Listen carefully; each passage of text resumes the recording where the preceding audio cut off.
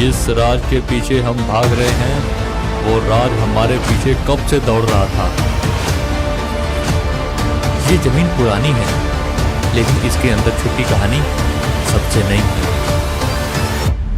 SS Rajamouli की most anticipated film एसएसएमबी 29 का final title तो अभी तक नहीं आया, लेकिन जो अपडेट्स आ रही हैं वो मस्त जरूर है।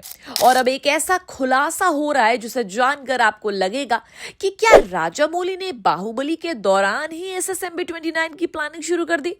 तो ये सुनकर हैरान तो हो गए होंगे, पर एक ट्वीट ने तो हमारे होश ही उड़ा दिए। और अब आप भी यही सोचेंगे कि क्या सच में ऐसा हुआ होगा। तो चलिए जान लेते हैं।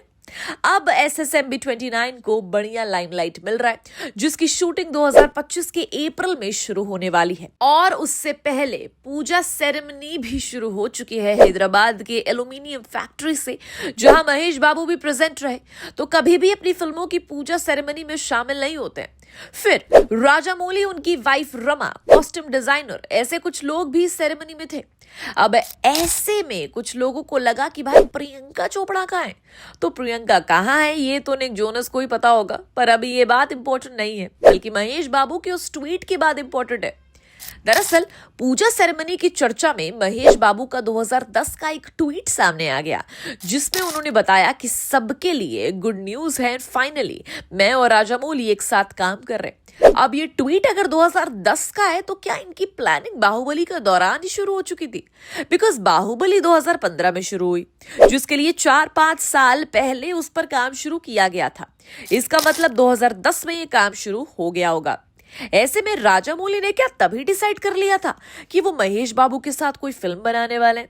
वैसे कुछ लोग कह सकते हैं कि ये एसएसएमबी 29 की नहीं, किसी और फिल्म की बात हो सकती है। पर जब हमने गूगल पे सर्च किया तो वहां पे यही दिखाया कि एसएसएमबी 29 से पहले राजामौली ने कोई फिल्म महेश बाबू के साथ प्लान नहीं की। एंड एसएसएमबी 29 ये राजामौली और महेश बाबू का पहला ही प्रोजेक्ट है।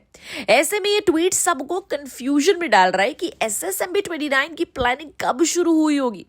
पर शायद ऐसा भी हो सकता है कि 2010 में कुछ प्लान हो सकता है, पर वो तब ड्रॉप कर दिया गया हो। एंड अब जाकर राजामौली और महेश बाबू ने फाइनली हाथ मिलाया होगा। खैर, पर हमें इतना सब सोच समझ कर अपने बाल झाड़ने की जरूरत नहीं है, मतलब जरा भी जरूरत नहीं है। बिकॉज हमारा काम टेंशन लेने का नहीं है, बल्कि फिल्म का इंतजार करने का है। तो आप इंतजार कर रहे हैं ना इस फिल्म का? हमें कमेंट सेक्शन में जरूर बताइएगा। And till then keep watching Bollygrad studios.